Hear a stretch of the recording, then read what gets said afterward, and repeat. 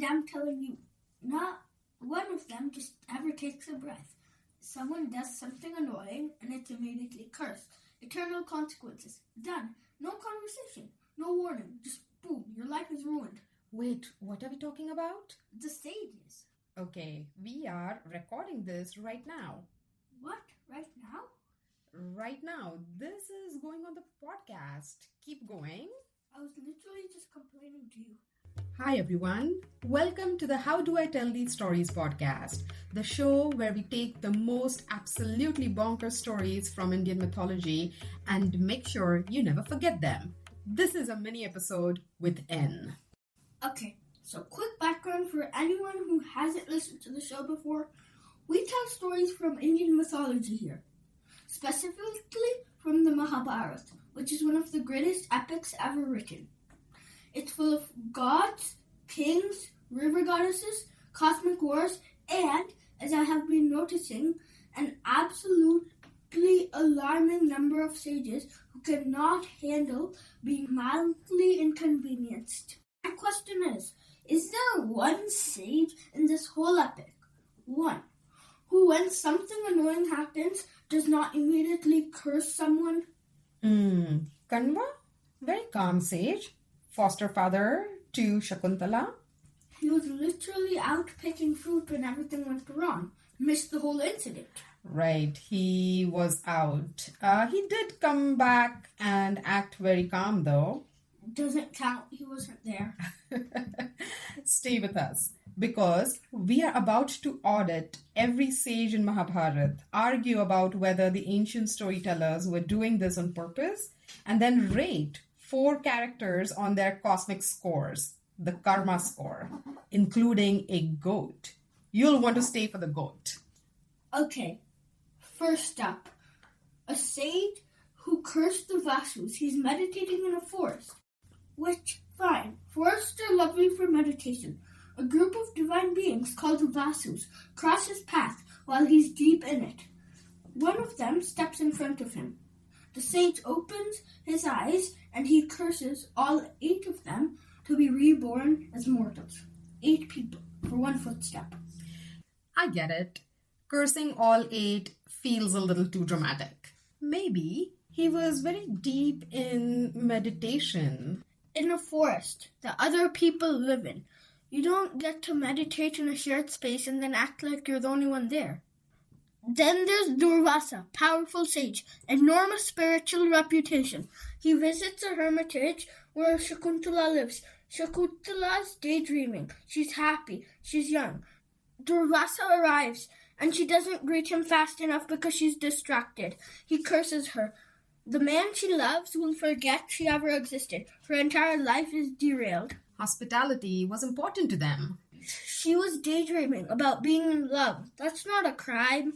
And this one is the one that really got me. A king called Parikshit is out hunting. He finds a sage sitting in the forest, deep in meditation, and plays a prank on him. Puts a dead snake around his neck. Just a joke. The sage doesn't react. He's meditating. He can't. Later, the sage's student finds out what happened and is so furious on his tutor's behalf that he curses the king to die of a snake bite within 7 days. Well, the student, or it was actually his son, he was very devoted. A dead snake, already dead, and a death sentence in 7 days. Okay, yes, this one is quite hard to defend. And now that we are talking about all these curses together, it makes me wonder, was this always intentional? Did the original storytellers mean for the sages to be like this, or did it grow over time? What do you mean? The Mahabharata was passed down orally for hundreds of years before anyone wrote it down. So each storyteller must have added their own flavor. And here's the thing about curses as a storytelling device. I think they're incredibly efficient. Instant stakes. Consequences that stretch across generations. One bad afternoon can ruin everything 500 years later. Every storyteller probably leaned into that, and each one needed to top the last. So the sages got angrier with every retelling? I guess the script got angrier with every retelling. What do you think they would have used instead? If you couldn't use curses, how do you still tell the Mahabharata? That's a good question. Maybe tools like debt or obligation. For example, you did this, now someone is owed something. That could also travel across generations just as powerfully. Or prophecy, we see that in so many other stories. A vision of how things will end, no anger required, same weight, different shape. Or just natural consequences. There's a story in the epic about a king called Pururav and a divine river nymph called Urvashi, who falls in love with him and agrees to live with him on earth, with one condition. He breaks the condition. She leaves. No sage involved. It's still devastating. It works perfectly. You're right. So the curse is a shortcut, a dramatic one, but a shortcut. It feels better to know that curses were just made up to dramatize the story. Sure. Definitely does not hurt for us to believe that. Okay, let's talk about cosmic scores. Everybody, stay for the goat. For anyone who's new to the show, the concept of karma is central to the Indian philosophy. The idea is that every action you take generates a score. Good action, good karma, bad action, bad karma. The score follows you from life to life. Live well, you might earn your way into Swarga or the heaven. Live badly, and the consequences will carry forward in your next life. My question is, who is running this system? It's not really a person. I think it's more like a law of nature, like gravity. Gravity doesn't let people donate their points to their grandfather and get him back into heaven after he fell out. Which is a thing that happens in the Yayati story. And karma can be modified by sages. That is not gravity. That is a Google Doc with way too many editors and no version control. So others can affect your karma, and the concept of karma seems a little flexible. So who has admin access? Brahma, technically. Brahma is at the peak of this hierarchy. So it's more like everyone can leave comments, but only a few can actually make changes. I hope that makes sense to you. Let's move on. I am very interested in developing our cosmic scorecard. Right. 4 characters. I give you the setup. You give a score out of 10. Ready? Are we scoring now? Yes. This is completely unofficial.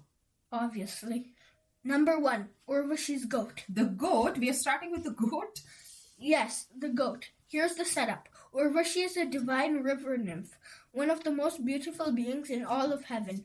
She falls in love with a human king called Pururav and agrees to live with him on earth. She gives him one condition. Her 2 pet goats must never be stolen while she's asleep. That's it. One rule.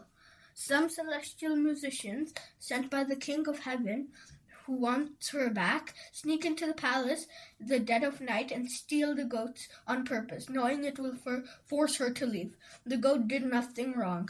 0 wrong decisions, ever, in its entire goat existence. I give it a 10. 10.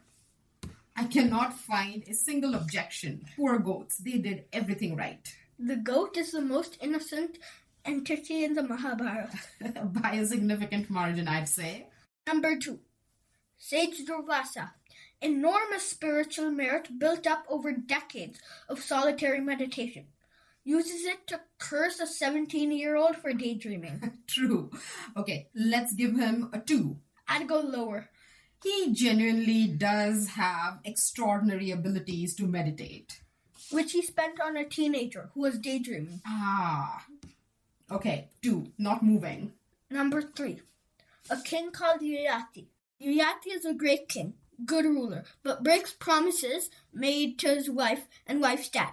Gets cursed, aka punished, to become old instantly. Negotiates to get his youth back from his children. Convinces his youngest to make him young again.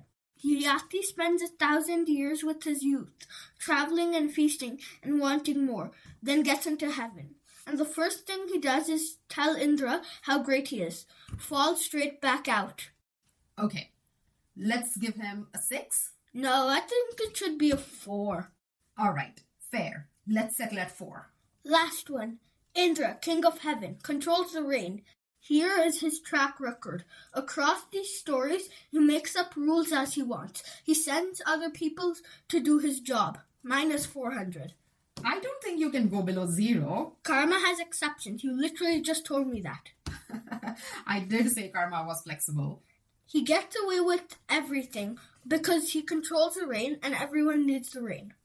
People have tried to hold him accountable. But what happened? He sent an Apsara. Okay, I want to doom scroll on YouTube Shorts now. No, you're not doing that.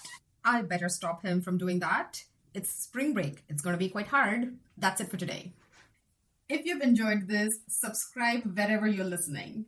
And if you've got your own take on the sages or on the karma or the cosmic score, drop them in the comments. We will read them. Until then, see you next time. 6, 7!